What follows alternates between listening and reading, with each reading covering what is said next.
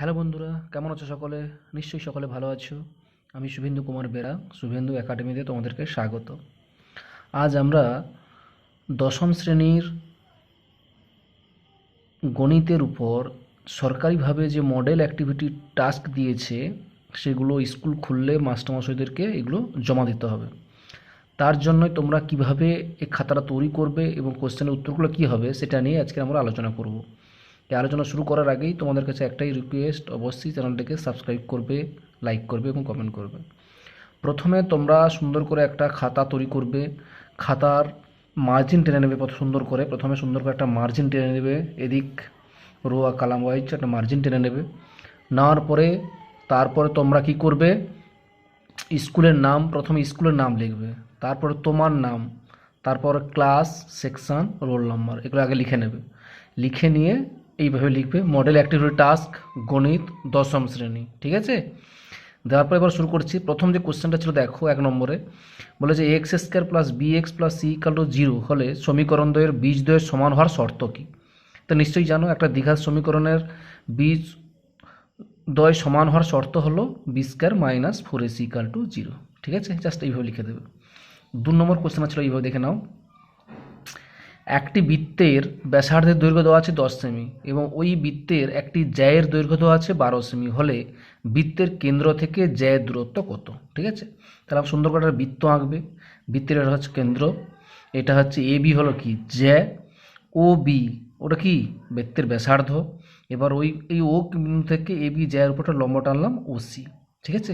তা তোমার এটাই বের করতে বলেছে, বৃত্তের কেন্দ্র থেকে জ্যায়ের দূরত্ব কত, মানে ও সি বের করতে বলেছে। তাহলে ধরে নিচ্ছি, ধরি বৃত্তের কেন্দ্র ও, এ বি জ্যায়ের উপর ও থেকে লম্ব ও সি অঙ্কন করা হলো, যা এ বিকে সি বিন্দুতে ছেদ করেছে, ঠিক আছে?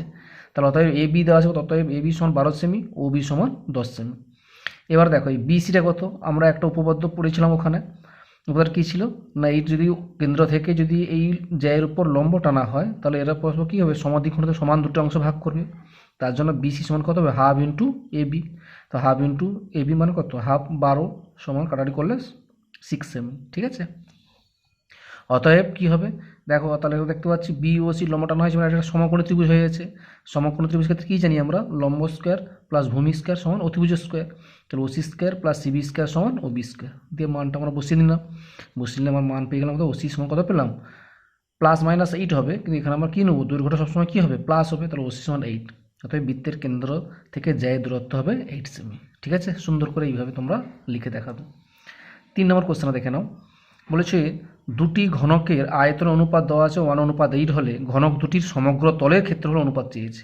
খুবই সোজা। প্রথমে কী করবে, মনে করি দুটি ঘনকের দৈর্ঘ্য ধরে নাও, মানে দুটি ঘনকের দৈর্ঘ্য ধরে নাও এ একক এবং বি একক।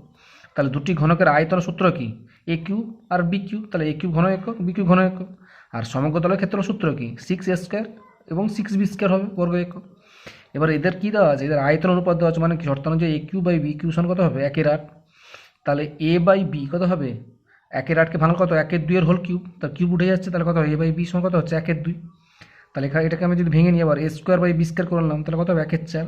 এবার এর উভয়পক্ষে কী করলাম, এটার উভয়পক্ষে 6 দ্বারা গুণ করো, 6a square by 6b square. কারণটা কি, তোমাকে চেয়েছে যেহেতু সমগ্র তলে ক্ষেত্রফল, মানে কি 6a স্কোয়ার 6b তাদের অনুপাত, তার 6a স্কোয়ার বাই 6b কত হবে 1/4।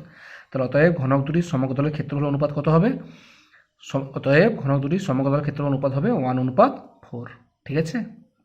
চলো তারপরে দেখে নিই পরের কোশ্চেন। 4 কোশ্চেন দেখে নাও। কী ছিল না, 400 টাকার 2 বছরের সমূল্য চক্রবৃদ্ধি 441 টাকা হলে বার্ষিক শতকরা চক্রবৃদ্ধি সুদের হার কত? ঠিক আছে, খুব সোজা অঙ্ক। তাহলে কী কী দেওয়া আছে, এখানে আসল দেওয়া আছে পি 400 টাকা, সময় এন দেওয়া আছে 2 বছর, তাহলে সমূল্য চক্রবৃদ্ধি এর সমান দেওয়া আছে 441 টাকা। এবার কী বের করতে হবে, সুদের হার চেয়েছি, তাহলে ধরে নিচ্ছি বার্ষিক শতকরা সুদের হার কত, r%। তাহলে আমরা জানি কি এ সমান P into 1 + r/100 whole to the power n। মানটা বসে এর মান কত দেওয়া আছে 441, পির মান দেওয়া আছে 400, তাহলে 1 + r/100 হোল স্কোয়ার, n মানে 2। তাহলে এটাকে একদিকে নিয়ে এলাম, তাহলে 1 + r/100 স্কোয়ার সমান 441/400।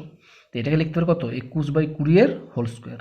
আমরা একটা সূচক সূত্র শিখেছিলাম, x square by y square সমান যদি হয়, এক্স স্কোয়ার সমান যদি ওয়াই স্কোয়ার হয়, তাহলে এক্স ইকাল কত, ওয়াই হবে। ঠিক একই রকমভাবে এখান থেকে ক্যালকুলেশন করেছি দেখো। তাহলে 1+r/100 হোল স্কোয়ার সমান 21/20 হোল স্কোয়ার, স্কোয়ারটা আউট করে দিলাম, অতএব কী হবে 1+r/100 সমান 21/20। তাহলে 1টাকে এদিকে নিয়ে গেলাম, তাহলে r/100 সমান 21/20 - 1 সমান কত হচ্ছে 21 - 20/20 সমান 1/20।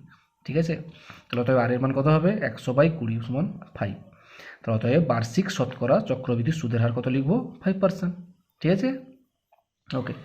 তারপর নেক্সট কোশ্চেন 5 নম্বর কি বলা আছে, x12 y27 ক্রমিক সমানুপাতিক হলে x আর y এর মান নির্ণয় করতে বলেছে। খুব সহজ, ক্রমিক মানে কি পরপর, তাহলে x12 y27 ক্রমিক সমানুপাতিক হলে কী হবে x/12 সমান কি 12/y সমান কী হবে y/27, এটা হবে।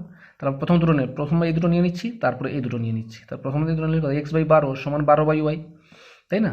তাহলে এখান থেকে ক্যালকুলেশন করলাম, আর এটা কী পাচ্ছি 12/y সমান y/27, তাহলে 12/y সমান y/27, এটা একটু ক্যালকুলেশন করে নেই, কোনাকুনি গুণ করো, তো y আর y গুণগুলো কত y² সমান 12 × 27, তাহলে 12কে ভেঙে নিচ্ছে y² সমান কত হয় 12 আর 27 যদি ভেঙে নিই তাহলে কী হবে 2² × 3² × 3², তাহলে y এর মানটা এখান থেকে পেয়েছি দেখো 18, তাহলে y এর মান কত পেলাম 18।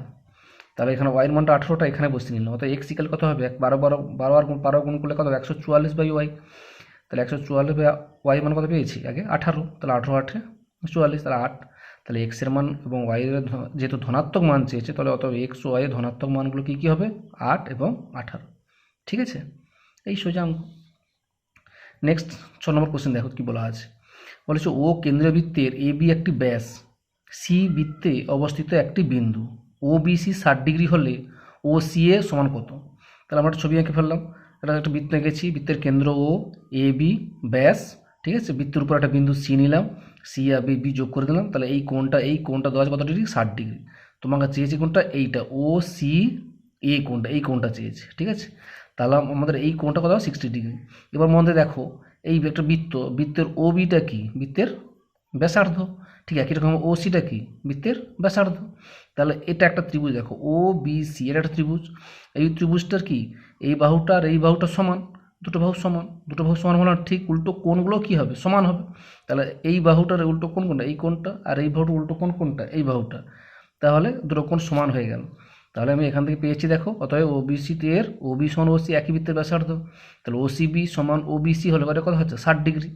তাহলে অতএব এসিবি কোণটাকে আবার মধ্যে দেখো এটা কি এবিটা কি ব্যাস, এবার সি যদি বিন্দু হয় তাহলে এটা এসিবি এটা কী হবে অর্ধবৃত্তস্থ কোণ, তো অর্ধবৃত্তস্থ কোণ কত হয় 90 ডিগ্রি, তাহলে এসিবিটা পেয়ে গেলাম কত ডিগ্রি 90 ডিগ্রি।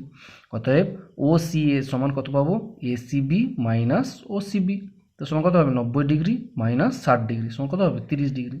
ঠিক আছে, ওকে। এবার চলে যাই নেক্সট কোশ্চেন 7। কি বলেছে দেখো, বলেছে একটি ঘনকের প্রত্যেকটি ধারের দৈর্ঘ্য দেওয়া আছে 50% বৃদ্ধি পেলে ঘনকটির সমগ্র তলের ক্ষেত্রফলের শতকরা কত বৃদ্ধি পাবে। ঠিক আছে, একটি ঘনকের প্রত্যেকটি ধারের দৈর্ঘ্য 50% বৃদ্ধি পেলে ঘনকটির সমগ্র তলের ক্ষেত্রফলের শতকরা কত বৃদ্ধি পাবে। তো কী করবে না, মনে করি প্রথম ঘনকের ধারের দৈর্ঘ্য ধরে নিচ্ছি এক্স, প্রথম যে ঘনকটা আছে তার ধারের দৈর্ঘ্য ধরে নিচ্ছি এক্স, তাহলে সমগ্র ক্ষেত্র সূত্র কি 6x² বর্গ একক। এবার ওই যে প্রথম যেটা ধরে নিয়েছিলাম সেটাকে কী করা হয়েছে 50% বৃদ্ধি করা, 50% বাড়লে কী হবে তার সেই দ্বিতীয় ক্ষেত্রে ঘনকের ধারের দৈর্ঘ্য তখন বাড়বে এক্স প্লাস এক্সের 50%, 50/100, তাহলে 50 কাটালে 1/2, তাহলে এক্স প্লাস x/2 সমান কত 3x/2 একক। ঠিক আছে, তাহলে সেইটার আবার সমগ্র ক্ষেত্র সূত্র কত হবে 6 × বাহু স্কোয়ার মানে 3x/2 এর হোল স্কোয়ার, এটা পেলাম। তাহলে কত বাড়লো, তাহলে সমগ্র ক্ষেত্রফলের বৃদ্ধি কত হলো, এটা থেকে এটা বাদ দিলাম 27x² 2 মাইনাস 6x², ব্র্যাকেট দিয়ে করে 2 করলে কত হয় 15x² 2 বর্গ একক। তাহলে অতএব সমগ্র তলের ক্ষেত্রফল শতকরা বৃদ্ধি কত হলো, এইটা ডিভাইডেড বাই আগেরটা 6x² গুণিত 100, এটা কাটাটি করে নাও, কাটাটি করে নিয়ে পেলো কত হচ্ছে 125%। ঠিক আছে, শেষ। 8 নম্বর কোশ্চেন দেখে নাও, শেষ কোশ্চেন সমাধান করতে বলেছে, একটু দেওয়া হয়েছে। তাহলে আমরা কী করলো এটাকে প্রথমে লিখলাম, এটাকে কী করে এটার নিচে কিছু নেই মানে কত 1 আছে, তো লসাগু করে দাও, তো 2x + 1 whole square plus 3/2x + 1 সমান 4। এবার a + b হোল স্কোয়ার সূত্রে ভেঙে নিলাম, কত হবে a² + b² + 2ab ভেঙে নিলাম প্লাস 3 সমান কোনাকুনি গুণ করে দাও, 4 4 দিয়ে 8x + 4, তাহলে এটা গুণ করে নিলাম, তো 8xটা একদিকে নিয়ে গেলাম প্লাস 4টা ওদিকে নিয়ে চলে গেলাম। ঠিক আছে, কত 4x² + 4x - 8x 3 + 1 4 আর -4 = 0, এটা হয়ে গেল। তাহলে 4x² - 4x = 0, তাহলে 4x কমন নিলে কত হবে x × x - 1 = 0, তাহলে x × x - 1 = 0, তাহলে এখান থেকে পাবো x = 0 অথবা x - 1 = 0, তাহলে অতএব এখান থেকে পাবো কি x = 1। তাহলে অতএব নির্ণয় সমাধান কত হলো, এক্স ইকাল টু 0 এবং 1। ঠিক আছে, এইটুকু ছিল। তোমরা একটু ভালো করে প্র্যাকটিস করবে এবং অবশ্যই ভিডিও শেষে আমি একটা পিডিএফ ফাইল দিয়ে দেবো, ওটা অবশ্যই ডাউনলোড করে নেবে। সকলকে ধন্যবাদ, সবাই ভালো থাকবে, সুস্থ থাকবে।